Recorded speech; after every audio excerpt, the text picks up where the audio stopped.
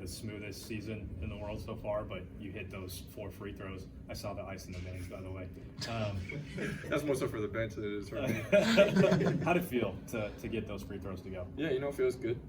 Confident jump shooter, confident foul shooter. Knew I stepped up to the line, I was going to make them, and I did, and I'm glad we won. I think for you guys, you've been in similar situations, or especially over the past week, I guess. What was working differently tonight? Was it offensive execution? Was it just different mindset? Just kind of walk me through what the differences were. Yeah, I think when you don't turn the ball over down the stretch, good things happen. In the games that we've lost, that's kind of what has happened down the stretch. We turned the ball over. We still need to get more stops at the end of the game. We still let them kind of hang around and stay in it when we could have tried to put them away because we kept scoring, but so did they. So I think rebounding continues to be a focal point and something we need to keep working on. But I think to answer your question, I think it's just easier when you don't turn the ball over. You missed the game with the illness, came back, hurt your ankle, missed time. Just can you describe what this season has been like for you?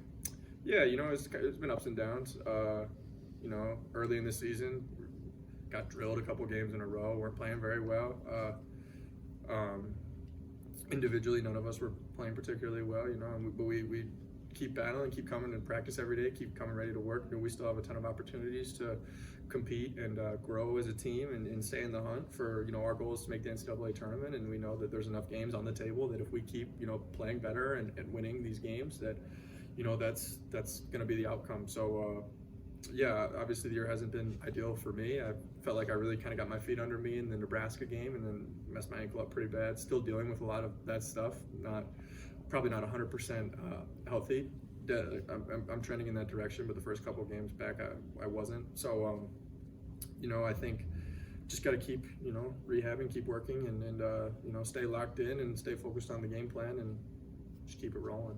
You played with Tony for 4 years. Have you seen any kind of change in him this season?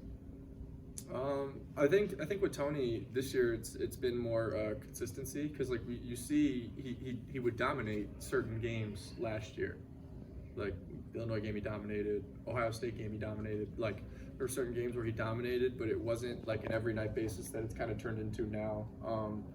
He's one of the elite guards, not only in our league but in America, and I'm glad he's my teammate. Correct me if I'm wrong with this, but it just seems like you're really hard on yourself. Is there how do you work through that in terms of you just haven't been on the floor a lot? How do you kind of just stay afloat? Yeah, I think you just take it day by day. At the end of the day, you got to be honest with yourself and be real with yourself.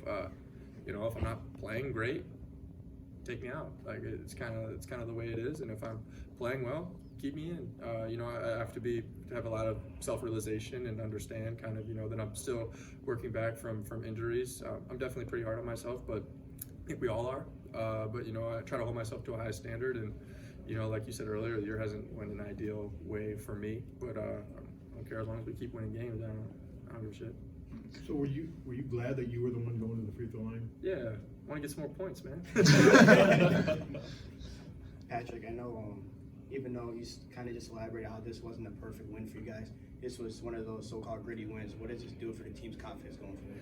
Yeah, I was saying in the locker room, they don't ask how, they ask how many. It doesn't matter how you get wins, it just matters that you get them. I think there's stuff we need to work on, absolutely.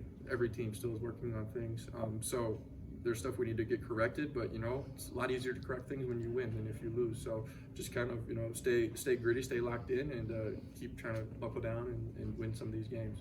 Patrick, we know Lodge's offense is still kind of coming along, but it just seems like defensively and rebounding-wise, he was really, really big for you guys, especially in that first half. Can you kind of just describe, being on the floor with him or watching him, what he kind of did tonight that really helped kind of get you guys over the edge? Yeah, I think Lodge, what he's really good at, he does his work early on the block. You're not going to duck in on him because he's kind of sitting there waiting for it. So those big guys who are so good at, kind of getting position and ducking in, you're not going to do that on Lodge. He's waiting for it. He's so strong in his lower half, in his legs, that he's a hard guy to move, and so you can't really back him down the way some of these guys like to back people down because he's so strong in his base.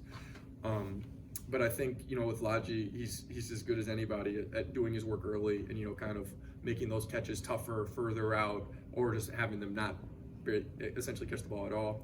And then yeah, he's super aggressive on the offensive glass. He's good offensive. He's got a good feel for how to play. You know, and his jumper looks sweet, and it's going to start to go in at a higher clip here soon. And I'm ready for Logi. What's You knew you were gonna make those free throws, but, I mean, it's easy to say that. Did you really know that? Yeah. what's the key in like those high pressure free throw situations? What are the keys to making them?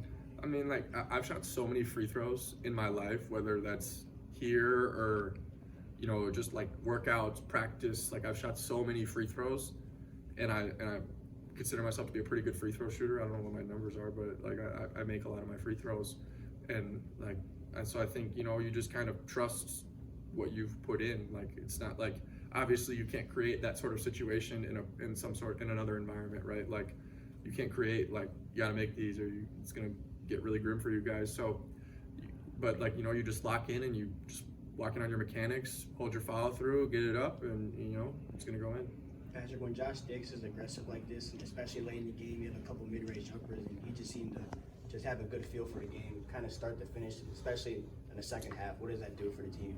Yeah, you know, he's so good, and he's so good in the mid-range area. I feel like it's automatic when he shoots those. He makes it at such a high clip, and he can get to his spot, and he just gets up and he shoots it, and he's so smooth. And I think, you know, you're starting to see him become more aggressive, come into his own a little bit, and be more assertive. And I think that's what's best for us. He's so talented, and I'm excited to keep playing with him. What's it mean for him to have that kind of confidence, especially late? Yeah, you know, I think confidence is good for any player. You're not going to be. I don't really care how good you are. If you don't have confidence in yourself, you're not going to be anywhere close to your potential or even very good at all.